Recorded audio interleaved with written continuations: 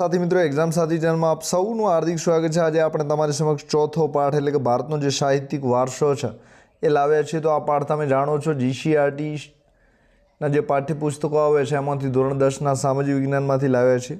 તો કુલ 50 પ્રશ્નોની ચર્ચા કરશું। તે ઉપરાંત બધી જ પરીક્ષાઓ જીસીઆરટી આધારિત જ્યાંથી પ્રશ્નો નીકળે છે ત્યાં તમારે ઉપયોગી થશે। તો એક વખત વિડીયો અચૂક જોઈ લો। તો સૌપ્રથમ પ્રશ્ન, તો ભાષાના ઘડતરમાં કોનો મોટો ફાળો છે? તો જ્યારે પણ ભાષા આપણે બનાવવી હોય ત્યારે લિપિમાં લખાય એ જરૂરી છે, એટલે કે લિપિ વગર ક્યારે ભાષા આગળ જઈ શકતી નથી। તો બી જવાબ સાચો છે। બીજો પ્રશ્ન છે, સાંપ્રત સમયમાં બોલચાલની ભાષા ન રહી હોવા છતાં હિન્દુ ધર્મની ધાર્મિક વિધિઓમાં કઈ ભાષા વપરાય છે? તો સંસ્કૃત ભાષા। બી જવાબ સાચો છે। ત્રીજો પ્રશ્ન છે, ધર્મ તત્વજ્ઞાન અને જ્ઞાન વિજ્ઞાનની ભાષા કઈ હતી? તો સંસ્કૃત, બરાબર। તો ધર્મ તત્વજ્ઞાન અને જ્ઞાન વિજ્ઞાન જે બધું છે એના ગ્રંથો આપણને સંસ્કૃતમાં મળ્યા હતા। ચોથો પ્રશ્ન છે, સંસ્કૃતના મહાન વ્યાકરણ શાસ્ત્રી કોને ગણવામાં આવે છે? તો પાણિનીને ગણવામાં આવે છે। તો અષ્ટાંગધ્યાય કરીને એમણે પોતાનું વ્યાકરણ પણ લખ્યું છે। તો અષ્ટાધ્યાયી સંસ્કૃતના મહાન વ્યાકરણ શાસ્ત્રી તો પાણિની। પાંચમો પ્રશ્ન છે, મહર્ષિ પાણિનીનું મહાન ગ્રંથ કયો છે? તો અષ્ટાધ્યાયી છે, એટલે કે 8 અધ્યાયમાં આપેલા છે। તો અષ્ટાધ્યાયી છે। પૃથ્વીરાજ રાસો જે છે એ ચંદ બરદાઈએ લખ્યો છે। હવે 6 નંબરનો પ્રશ્ન છે, સંસ્કૃત સાહિત્યના વિશ્વ પ્રસિદ્ધ લેખક કોણ છે? તો મહાકવિ કાલિદાસ જે છે સંસ્કૃત સાહિત્યના વિશ્વ પ્રસિદ્ધ લેખક તરીકે જાણીતા છે। મહાકવિ જે ભાસ છે એમના કર્ણભાર છે, ઉરુભંગ છે, આ બધા જ નાટકો છે। 7મો પ્રશ્ન છે, સંસ્કૃત ભાષાના વ્યાકરણનો પ્રખ્યાત ગ્રંથ કયો છે? તો સંસ્કૃત ભાષાનો જે વ્યાકરણનો પ્રખ્યાત ગ્રંથ છે એ અષ્ટાધ્યાયી છે। કોણે લખ્યો છે? તો કે પાણિનીએ લખ્યો છે। 8 નંબરનો પ્રશ્ન છે, કઈ વિદ્યાપીઠમાં પ્રસિદ્ધ વિદ્વાનોના નામ દરવાજા પર લખવામાં આવતા હતા? તો જે વલ્લભી વિદ્યાપીઠ છે આપણા ગુજરાતમાં આવેલી છે, ત્યાં જે વિદ્વાનો છે એના નામ દરવાજા પર લખવામાં આવતા હતા। તક્ષશિલા, નાલંદા, વારાણસી, બરાબર, આના વિશે આપણે ચર્ચા કરવાના જ છીએ। 9 નંબરનો પ્રશ્ન છે, દ્રવિડ કુળની સૌથી જૂની ભાષા કઈ છે? તો દ્રવિડ કુળની સૌથી જૂની ભાષાઓ તો તમિલ છે। કઈ છે? તો તમિલનાડુમાં તમિલ બોલાય છે, તેલુગુ આંધ્રપ્રદેશમાં બોલાય છે, કન્નડ છે કર્ણાટકમાં, મલયાલમ કેરળમાં બોલાય છે। સાથે આપણા બંધારણ સૂચિત જે 22 ભાષાઓ છે એમાં પણ આ બધી જ ભાષાઓ સમાવિષ્ટ છે। 10 નંબરનો પ્રશ્ન છે, તમિલ ભાષા કયા કુળની ભાષાઓમાં સૌથી પ્રાચીન ભાષા છે? તો જે તમિલ ભાષા છે એ દ્રવિડ કુળની જે ભાષાઓ છે, તો ઉપરની બધી ભાષાઓ મલયાલમ સિવાયની દ્રવિડ કુળની છે, તો એમાં તમિલ ભાષા સૌથી પ્રાચીન છે। ભારતમાં તુર્ક અને મુઘલ શાસન દરમિયાન રાજ દરબારની કઈ ભાષા હતી? તો તુર્ક અને મુઘલ શાસન, તો એમાં જે ફારસી ભાષા રાજ દરબારમાં ચાલતી હતી। તો તુર્ક અને મુઘલ જે શાસકો હતા એ શાસન ચલાવવા માટે ફારસી ભાષાનો ઉપયોગ કરતા હતા। 12 નંબરનો પ્રશ્ન છે, ભારતીય સાહિત્યનો પ્રાચીનતમ ગ્રંથ? તો ઋગ્વેદ આપણો પ્રાચીનતમ ગ્રંથ છે। આપણી જૂની ભાષા જે છે એ તમિલ ભાષા છે। ઋગ્વેદના છંદોનું ગાન કરવાની વિધિ કયા વેદમાં આપી છે? તો જે સામવેદ છે એમાં ગાન વિધિ એટલે કે ગીત ગાવા માટેની વિધિઓ બધી જે ઋગ્વેદના છંદ હતા એના ગાન સામવેદમાં આપ્યા છે કે કઈ રીતે ગાવા તે। 14 નંબરનો પ્રશ્ન છે, કયા વેદમાં અનેક પ્રકારના કર્મકાંડો અને સંસ્કારોનું વર્ણન છે? તો કર્મકાંડો અને જે સંસ્કારો છે એના માટેનું જે વેદ છે એનું નામ છે અથર્વવેદ। કયો વેદ છે? અથર્વવેદમાં કર્મકાંડો અને સંસ્કારોની વાતો કરેલી છે। યજ્ઞ છે, યાગ છે, આ બધાની વિધિઓ કયા વેદમાં દર્શાવી છે? તો યજ્ઞ કરવા માટેની જે યજ્ઞ કરવા માટેની વિધિઓ છે તો યજુર્વેદમાં છે। તો યજ્ઞની વિધિઓ શેમાં છે? યજુર્વેદમાં છે। કર્મકાંડો અને સંસ્કારો અથર્વવેદમાં છે। છંદોનું ગાન કેવી રીતે કરવું એ બધું શેમાં છે? સામવેદમાં છે। 16 નંબરનો પ્રશ્ન છે, જેમાં બ્રહ્માંડનો આરંભ, જીવન, મૃત્યુ, ભૌતિક અને આધ્યાત્મિક જગત અને બીજા અનેક દાર્શનિક પ્રશ્નોનું વિવેચન કરવામાં આવ્યું છે, તો તે ગ્રંથ કયો છે? તો તે જે ગ્રંથ છે એનું નામ છે ઉપનિષદો। શું છે? તો ઉપનિષદોમાં વિવેચન તમે જોઈ શકો છો શેનું? તો જીવન છે, મૃત્યુ છે, ભૌતિક, બ્રહ્માંડ બધાનું। તો ઉપનિષદોની સંખ્યા કેટલી છે? 108। 17મો પ્રશ્ન છે, કયા સાહિત્યમાં બ્રહ્માંડના આરંભ તેમજ જીવન અને મૃત્યુ વિશે વિવેચન કરવામાં આવ્યું છે? તો ફરીથી ઉપનિષદ આવશે. સી સાચો છે. વિશ્વનો સૌથી મોટો કાવ્ય ગ્રંથ કયો છે? તો વિશ્વનો સૌથી મોટો કાવ્ય ગ્રંથ મહાભારત છે. તો 1 લાખ કરતાં વધારે શ્લોકો છે મહાભારત. જે ગ્રંથ મહાભારતનો એક ભાગ છે જેમાં ગહન દાર્શનિક સિદ્ધાંતોનું વિવેચન કરવામાં આવ્યું છે, તે ગ્રંથ કયો છે? તો ભગવદ્ ગીતા છે. વ્યાસ રચિત જે શ્રીમદ ભગવદ્ ગીતા છે એ છે. તો કયો જવાબ સાચો છે? તો શ્રીમદ ભગવદ્ ગીતા. શું આવશે? શ્રીમદ ભગવદ્ ગીતા સાચો છે. 20 નંબરનો પ્રશ્ન છે. મોક્ષ પ્રાપ્તિના 3 માર્ગો જ્ઞાન, કર્મ અને ભક્તિ માર્ગનું વિવેચન શેમાં કરવામાં આવ્યું છે? તો શ્રીમદ ભગવદ્ ગીતામાં વર્ણન કરવામાં આવ્યું છે. તો જ્ઞાન, કર્મ અને ભક્તિ. બી જવાબ સાચો. 21 નંબરનો પ્રશ્ન છે. પ્રાચીન યુગમાં રચાયેલી વહીવટી વિજ્ઞાનની કૃતિ કઈ છે? તો જે વહીવટી વિજ્ઞાન કરવા માટેની જે કૃતિ છે એનું નામ કૌટિલ્યનું અર્થશાસ્ત્ર છે. તો ચાણક્યનું, કૌટિલ્યનું, વિષ્ણુગુપ્તનું અલગ અલગ નામ હતા. તો કૌટિલ્યનું અર્થશાસ્ત્ર છે વહીવટ માટે. બૌદ્ધ સાહિત્ય કઈ ભાષામાં લખાયું છે? તો બૌદ્ધ સાહિત્ય જે છે બૌદ્ધ પાલી. કઈ ભાષા? તો બૌદ્ધ સાહિત્ય છે પાલી ભાષામાં લખાયું છે. અશોકના સમયમાં બ્રાહ્મી લિપિમાં ઘણી બધું સ્તંભ જે સારનાથનો છે એમાં બધા લખાણ થયા હતા. બૌદ્ધ ધર્મનો પવિત્ર ગ્રંથનું નામ શું છે? તો બૌદ્ધ ધર્મના ત્રિપિટક છે. સુત પિટક, વિનય પિટક, અભિધમ પિટક. કેટલા પિટક છે? ત્રિપિટક. કયા ધર્મ સાથે છે? તો બૌદ્ધ ધર્મ સાથે. તો સુત, વિનય અને અભિધમ પિટક છે.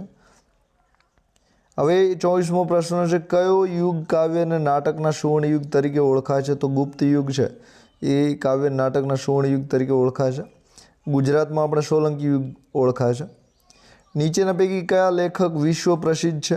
તો જે કાલિદાસ છે એ વિશ્વ પ્રસિદ્ધ લેખક છે. તો બી જવાબ સાચો છે.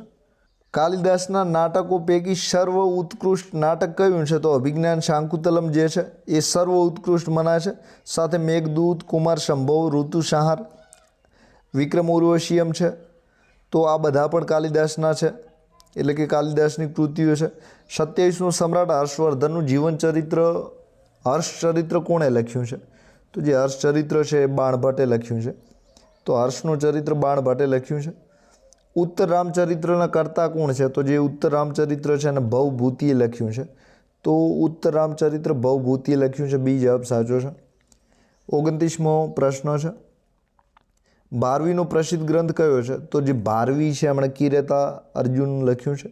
તો કિરાતા અર્જુનિયમ જે છે એ ભારવીએ લખ્યું છે. ઉત્તર રામચરિત્ર જે છે એ ભવભૂતિએ લખ્યું છે. રઘુવંશ જે છે એ કાલિદાસે લખ્યું છે. જે મુદ્રા રાક્ષસ છે એનો આવશે આગળ આપણે. હવે 30 નંબરનો પ્રશ્ન છે. નીચેના પૈકી કઈ કૃતિ બાણભટ્ટની છે? તો બાણભટ્ટે એક હર્ષચરિત્ર લખ્યું છે, બીજું કાદંબરી લખ્યું છે. શું લખ્યું છે? તો બાણભટ્ટની કાદંબરી અને બીજું શું છે? તો બરીને ભટ્ટ. તમને બાણભટ્ટનું યાદ રહેશે, કાદંબરી, અને બીજું હર્ષચરિત્ર છે. હવે 31 નંબરનો પ્રશ્ન છે. નીચેના પૈકી કઈ કૃતિ વિશાખા દત્તની છે? તો મુદ્રા રાક્ષસ જે છે, તો મુદ્રા રાક્ષસ વિશાખા દત્તે લખી છે. તો મુદ્રા રાક્ષસ જે છે એ વિશાખા દત્તની કૃતિ છે. કિરાતા અર્જુનિયમ જે છે એ કોણે લખી છે? તો ભારવીએ કિરાતા અર્જુનિયમ લખ્યું છે. ઋતુસંહાર કોનું છે? તો કાલિદાસનું છે. નીચે પૈકી કઈ કૃતિ શૂદ્રકની છે? તો શૂદ્રકનું અહીં પૂછ્યું છે. તો મૂર્છકટિકમ, જે મૂર્છકટિકમ છે એ લાકડાની ગાડીવાળી કૃતિ છે. મૂર્છકટિકમ શૂદ્રકની છે. કોની છે? શૂદ્રકની છે. હવે 33 નંબરનો પ્રશ્ન છે. દંડીની પ્રસિદ્ધ કૃતિ કઈ છે? તો જે દંડી છે, દંડી દ ઉપરથી 10 કુમાર ચરિત્ર તમને યાદ રહેશે.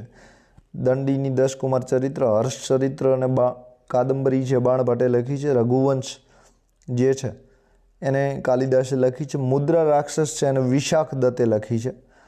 34 નંબરનો પ્રશ્ન છે. નીચેની ભાષાઓ પૈકી સૌથી જૂની ભાષા કઈ છે? તો જે સૌથી જૂની ભાષા છે તમિલ છે. કઈ છે? દ્રવિડ કુળની નવી ભાષા મલયાલમ છે. હવે ભારતની પ્રચલિત જે તમિલ છે તમિલનાડુમાં બોલાય છે, કન્નડ કર્ણાટકમાં છે, તેલુગુ આંધ્રપ્રદેશમાં બોલાય છે, મલયાલમ જે છે કેરળમાં છે. ભારતની પ્રચલિત પરંપરા અનુસાર કેટલા સંગમોનું આયોજન કરવામાં આવ્યું છે? તો સંગમોનો પ્રશ્ન વારંવાર નીકળે છે. 3 સંગમ. કેટલા? 3 સંગમ. તો સંગીતના કવિઓ, લેખકો ભેગા થઈને કવિતાને બધું લખતા, એ આ એક પ્રકારનો સંગમ છે.